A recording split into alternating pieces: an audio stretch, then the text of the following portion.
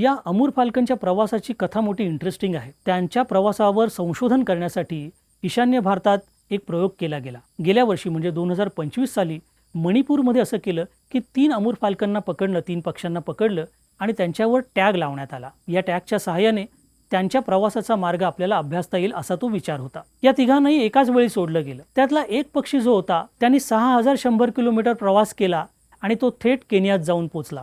मध्ये आलेला समुद्र ओलांडून तो थेट केनियात गेला, तिथेच त्याला जायचं होतं। बाकीच्या दोघांनाही जायचं होतं, पण त्यांनी काहीतरी झालं आणि त्यांनी आपला मार्ग बदलला।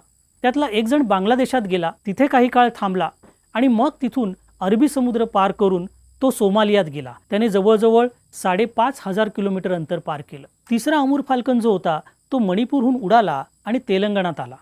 तिथून तो महाराष्ट्रात आला, तिथेही काही काळ थांबला आणि मग तिथून उडून तो केनियामध्ये पोहोचला। त्यानेही जवळजवळ 6000 पेक्षा जास्त किलोमीटर अंतर पार केलं।